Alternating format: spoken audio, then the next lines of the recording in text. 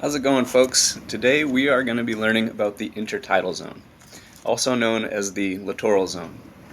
It is basically the area between the lowest point that the tide goes out to at low and the highest point that the tide comes up to at high tide. Intertidal zones exist anywhere on Earth where the land meets the tidal ocean.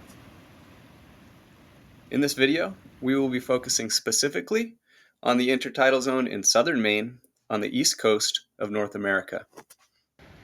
Tides here vary daily, changing every 6 hours, spanning between 8 and 11 feet.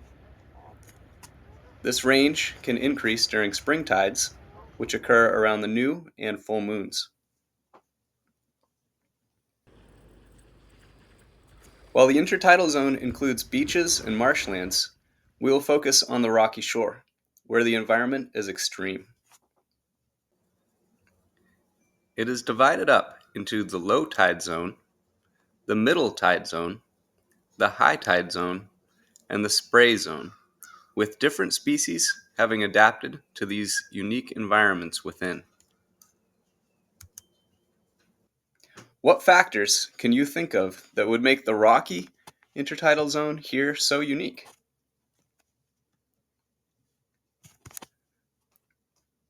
Species here have adapted to survive underwater at high tide and above ocean level at low tide.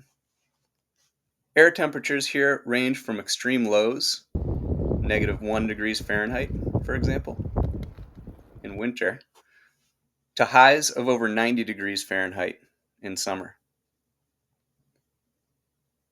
Water temperatures in tide pools can be as low as 32 degrees Fahrenheit and may exceed 80 degrees Fahrenheit in summer. The ocean here can change from calm to extremely powerful during big storms, with waves exceeding 15 feet. So, what species have evolved to live here? What adaptations do they have to survive? If you were to draw the cycling of matter and flow of energy in this ecosystem, what might it look like? What abiotic factors could you include?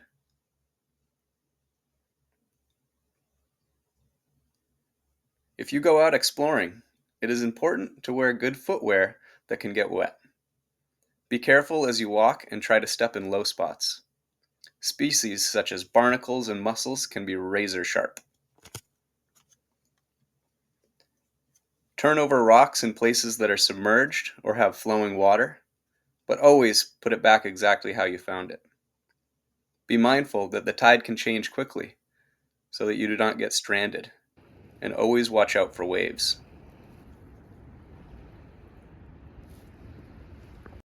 Right here we have the upper splash zone, kind of the peak of the high tide right here. We're seeing that they must get covered by the ocean. We're seeing mussels that can close up. We're seeing barnacles that can close up and hold a little tiny pocket of water so they survive through low tide.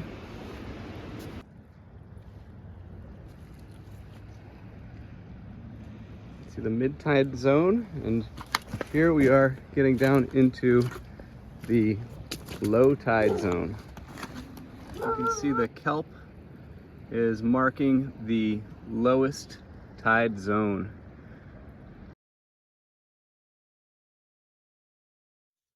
So, why should we monitor it and protect it? It is estimated that the rocky intertidal zone in Maine is home to over 500 different species. It is a nursery ground for juvenile species of crabs, lobsters, and small fish, playing a crucial role in the surrounding ecosystem and in supporting our local marine resource economy. If you love eating seafood or want to try something new, check with your local regulations and find out what you are allowed to harvest. I hope this video was helpful and inspires you to go explore your nearest intertidal zone.